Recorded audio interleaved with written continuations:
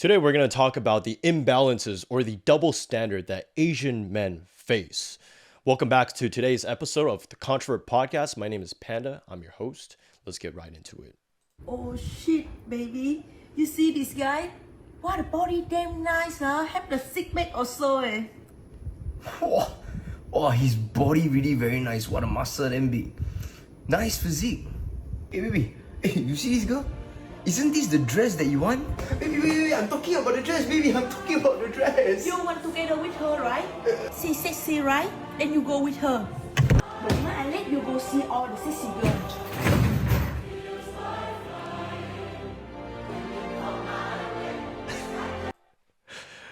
This one was pretty lighthearted, but I think the fact that we have these reels where it's like showing this lightheartedness of like a guy says like something with a really low magnitude, checking out a girl, not even checking out a girl in some senses, right?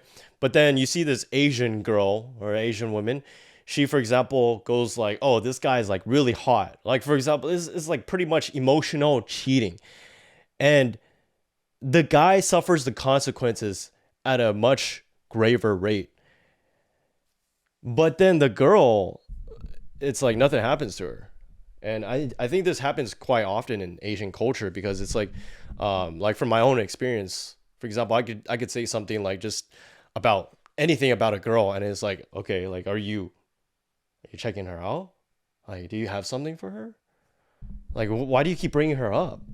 But then when, for example, the girl I'm dating, like in the past, there are a couple Asian girls that I dated, they would be like, oh, like tell me more about your brother. Like even sometimes tell me more about your friend. And then they're like checking out my friend actually. And I'm like, that's crazy. And then they would kind of downplay it, like as if it's like nothing crazy. I think everyone's probably experienced this. Many men probably experience this. But I think like what I'm trying to say is like in the Asian culture, this definitely still happens too, you know? Let's play some more. Men, love. Woman, love money. This one's definitely 100% because it's like in the Chinese culture, not even Chinese, I would say even like East Asian, like in general, they are about money. I think probably maybe not like Japan, but I think Korea, for example, China, Taiwan, not so much. But the fact that we are openly saying as a society that women can have these preferences, but then men cannot, right? For example, when you see like a Facebook post, when you see an Instagram post where a guy is like, I kind of want, or even like a prompt, like there's sometimes I see in these dating group chats, dating groups on Facebook, whatever, right? Subtle Asian dating. Someone takes a screenshot of a guy's prompt and all the girls are just flooding and going like, oh, this guy is so high standards. Like he's a misogynist. But all the guy is looking for is like very basic criteria. For example, a girl who works, like makes her own money. I think a lot of Asian cultures, like they kind of promote that where it's like you kind of want to find someone who makes her own money and just doesn't like sit at home all day and is a bum. I feel like at least almost all the Asian cultures except for maybe Japan and China, but I mean Asian American culture definitely, like I talk to a lot of Asian guys and they're like, yeah, I want to find a girl that like works her own job. So I think just having like preferences is I guess misogynistic, I guess. I mean, it's kind of weird to me. I don't know how that works. But then like, for example, when a girl posts that like she wants a tall 6'5", what is it? 6 feet, trust fund, blue eyes, whatever, right? Like we've normalized that and we've come to terms that like women can have these not even preferences, but they can have these ridiculous preferences that are like through the roof. For example, a guy could have a very basic preference, of like, I just want a girl who's like stable. And then it's like, oh my God, like you don't appreciate what this girl went through her whole life. You don't even try to understand the emotional trauma she been through. I'm like sitting there, I'm like, I don't have time to need to understand everyone's goddamn trauma that like I've come across in my entire life. If I did that, I would probably be Jesus Christ at that point. Because that is absolutely insane. That like and it's happened multiple times where it's like, do we try to understand what she's been through though? Do you try to understand why she did that? I'm like, I mean, I don't think it matters at that point. If this girl is in my life, bothering my life and afflicting my life, I don't think I need to go through that. Let's play a video real quick. This is an actual experience that I went through, okay? So basically, someone I was dating, won't give out any names, whatever, right? She kisses me goodbye because she's about to go. Here, I'll put on to main screen. So she kisses me goodbye at about like 10 p.m. She goes to the club. One of my biggest mistakes, bro. Dating a girl who goes to the club quite frequently. And we could debate this topic another time, right? Whoever wants to debate this with me. Not to date a gym rat or sorry, club rat, not a gym rat. But basically she went out at 10 p.m. and then she told me she'll like get back home at like 3:30 a.m. comes. I wake up for a brief moment because I'm still at home. I mean, I didn't go out to the club. She went out herself and she's like, I'm going to come home. 3:30 comes. I wake up and I'm like, that's weird. Like 2 a.m. That's when the clubs in California end. I'm like, oh, whatever. I'll give her some more time. She's probably just like chilling or something. 5 a.m. comes. I wake up and I'm like, yo, what the hell's up? So I text her, hey, you okay? What's going on? Then like, I can't go back to sleep. I'm like stressed out. I'm like worried about like what's going on. And it's funny because like the fact that a guy could be worried and not feeling like his girlfriend's safe and feeling like probably his girlfriend's in danger, that comes off as misogynistic. Why does that come off as misogynistic? Because then this guy asking about, hey, this guy asking about her whereabouts and just worrying about her and just caring and loving her, having that provider protector instinct where it's like, are you okay? That, and I shit you not, this has happened not just with this girl but with other girls where I ask, are you okay? They think that I'm checking in on them, not checking up on them. So it just becomes like I'm kind of like spying on them and I'm kind of tuning in on their like timestamps, so like when they come home and all this stuff. But I was legitimately, genuinely worried for her life. Okay. So 5:30 comes, I still can't sleep. And then I start calling her just to make sure she's okay. Not like rage calling her. I'm not like pissed off, right? I'm really actually curious what's going on and worried. So she comes home at about like 5:45. Facebook Messenger, it said that she was online just like a minute ago, like right before she comes back. Okay. It says that she was online, and the whole time I was like texting her and calling her, it kept saying she was online on Facebook Messenger. And it kept changing too. Sometimes it would be like 2 minutes online active, 2 minutes ago active, 5 minutes ago. So I knew there wasn't a bug in the system. Okay. So then she comes back. I was like, hey, where were you? And she's like, oh, my phone died. And she was drunk out of her mind. Drove drunk, came back to my house. So I snatched her phone and I'm like, nah, bullshit. I opened her phone. There's 7% left on her phone. I was like, what the hell? And I was like, why are you lying to me? So I told her to get out of my house. And this is where things unfold. She starts heading down the stairs. So you can see this is kind of like a stair place. She's heading downstairs and then I'm trying to like escort her out. Then like I open the door, but then I hear some keys jangling like near the stairwell. Then for about like 30 minutes, she's like saying, I can't go home. I lost my keys. So then like within these 30 minutes too, I'm looking for her keys as well. And I find it at the stairwell. Took me a long time, right? So I find it at the stairwell. And then I go out, get my bummy slippers right here, rainbow slippers. And then I go out, and let's play it from here. Find your fucking keys and get the fuck out now. I don't know why you're fucking hiding your keys on my stairway. I don't have to hide. You did hide it. Now get the fuck out. Everything you think. Get out. Get the fuck out. What are you doing?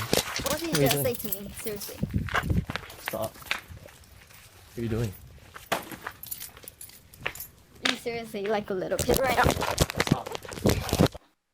Alright, so like you hear some thumping sounds over there, right? Like I'm just trying to tell her get out, and she won't get out. She tries to come back into my house, like right here, comes back up the steps, and then to my front door, and then she says I'm acting like a little kid, and she starts hitting me.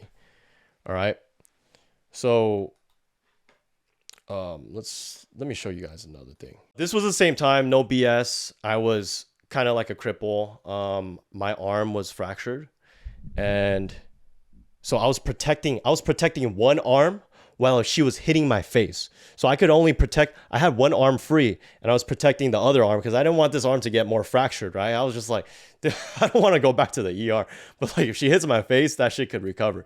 So I was getting hit in my face, and I was getting beat pretty hard.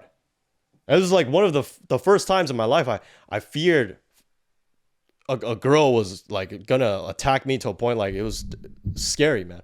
So I went inside my house and I pushed her out, and then I locked the door. Okay.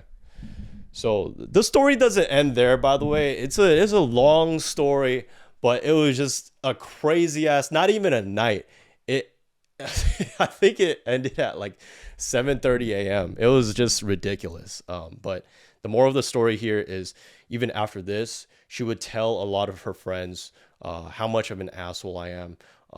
Pretty much say like I'm manipulative and I gaslight, and that I do a lot of things. I'm an asshole to her. But what she doesn't talk about is like things like this where I get hit, I get abused physically. And I feel like that kind of goes hand in hand with like the Asian experience, the Asian male experience, where it's like, because we have some girlfriends like this that like would hit you, and then they're like soft as fuck, because Asian girls they're petite, man. I think, for example, like white girls, they wouldn't be as like fragile like this. Like, for example, if you like just mess with her and punch her arm a little bit, like she won't be like, oh, that hurts. But like, for example, like you do that to a small petite Asian girl, she'll be like, she'll be claiming it's like World War III kind of. But like that's the problem, because we're in this like double standard right now as men, and I've seen it online, as I said before. Like, for example, you could even have like a friend told me this like a while back, but like he called a girl a slut, his girlfriend a slut. But then this girl also did the same thing, abused him physically, and did all this crazy crap, like talk shit about him, ruin his reputation, all of this stuff. And all he did was call her a slut. He just did name calling. That was it. And then the slut thing, it totally omitted all of the other things that this girl did. And like, even I was talking to a friend about this, and then because this friend, she kind of knows like this couple, okay? And this friend was like, yeah, but he's a dangerous guy. I'm scared for her life. She's like worried that like this girl is going to be, she's worried this guy is going to unalive this girl because he called her a slut. And I'm like, girl, you don't know that this guy has like all this documentation that she's hitting him? If anything, he might get his life unalived. And I don't know, it's just a crazy double standard. And I'm just like, wow, like we men, like especially Asian men, like we gotta be careful. I mean, I think for the most part though, Asians in general are not as crazy. So that's a good thing, but the focus is that like there could very well be these reactions where it's like because they're smaller and petite and they could be more entitled than princess, because there are Asian girls out there who are like princesses and all that shit. But then also by the same token, there's also a lot of Asian girls out there that are very submissive. They're very courteous. They're very cordial and very nice people. But that's the thing. Like people affiliate Asian women like very nice and cordial and all that, but they don't talk about like how this could also be a negative impact, right? I think just from a general perspective, yeah, there is a double standard like that is applied throughout, like just what the male experience for the male experience. But let's just play another clip. This one's pretty fucking hilarious. So they're doing this like bottle flip challenge. And basically, whoever lands it gets to hit the other person on the head with this metal dish, which is like kind of a stupid game to begin with. But I'm assuming this is in China. Okay, laugh it off. Okay. And you see this attitude where it's like this girl, she's like kind of like a decaf attitude, like kind of cocky-ish. The guy's kind of just like laughter, right? It's like positive vibes.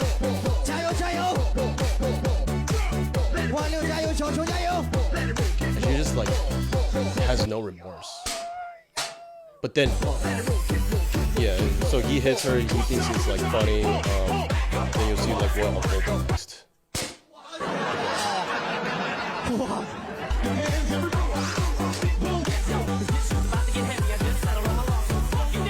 This guy's slowly not having it. Not having it.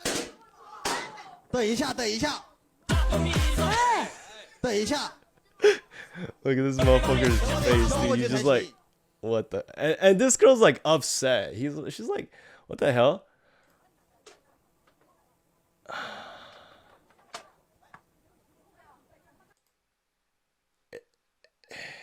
It's incredible, like how often this shit happens, where it's like a guy just like does something like not even that bad, but then like the girl just like completely like goes off, and the guy still looks like the asshole.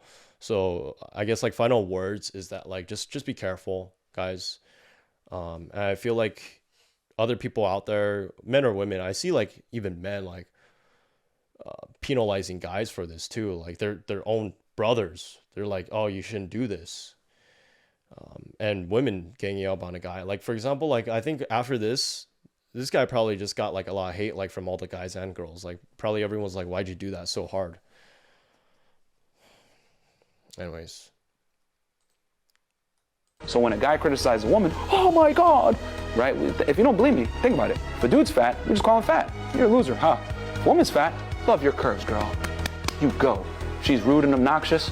Oh, you know what? They just can't handle you. You're strong and independent, fierce. We have all these terms to cover up female inadequacies, but we don't have these same terms for men. So when a guy criticizes a woman, whatever you think about fresh and fit, like I think what Myron said, it like hits deep, because it's like, yeah, for example, guys, they're expected to just like take all this beating, but then girls, like for example, we have to promote and we have to encourage them and just like hold them in a pedestal manner. So let me show this one last thing and then we'll call it for this one. But here's that conversation. Here's a conversation with that one friend that I was talking about earlier. So this friend, after we had that whole like, it was kind of a debate. It was kind of an argument a little bit. I don't know. It was like in the middle. There's a guy I saw, he experienced some crazy story. For example, he was with a girl, and that girl also was married to another guy. But this guy was with this girl for 2 years, like boyfriend, girlfriend. But then this is another crazy story. We'll cover it another day. That story blew my mind. So after this discussion with my friend, the one in this conversation right here. I sent that story because this guy exposed this girl. And then I said, I feel like I need to share. This is what guys can go through, and no one would care so much. And she said, there are manipulative, evil men and women. No one deserves that kind of relationship abuse. People's care? Well, most people don't actually care. They just like to hear tea and drama. At the end of the day, it's lonely and healing on your own. So I bring this up because this was the same person that had all of this care and consideration for this other friend. This friend where she was like pretty much like hitting this guy, and he called her a slut, and all he did was call her a slut, but then she was like hitting him and like just ruining his reputation, all of this stuff. And this friend in this conversation was like, I'm so scared. I'm worried about like what she's going through. I'm like, what the hell?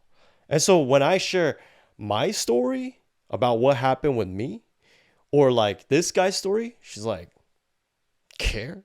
LOL. No one actually cares. But what she's talking about is no one actually cares about men. No one gives a flying fuck what men go through.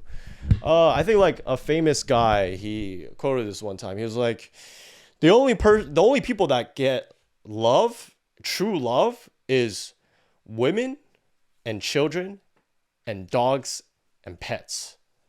Something like that. I don't know. But men, no one gives a fuck about men. Men is on a contingent basis that they get love. It's like a contingent basis that probably they provide. That's why they get love. So I don't know if I believe in that like wholeheartedly. I mean, I have felt that there was actual true love that like I did receive from like girls, and it did stem from like where I told them I'm poor as hell, and they still like actually gave me a shot. That's actually, I'm not actually poor. Like it's just my way of like filtering out girls who like just like love on a contingent basis versus like a girl who actually authentically loves. So yeah, I mean, like bottom line, I think that yeah, there's a lot of shit that like Asian men go through. I mean, just men in general like go through this whole double standard, and that it's kind of surprising that we have this low magnitude of effects that we do to a girl. Like for example, I've even come across a girl who she said that her boyfriend's insecure and he has a small wiener. And not only that, she said, oh yeah, he just restricts me from going out. That's why I cheated on him. And I was like, oh.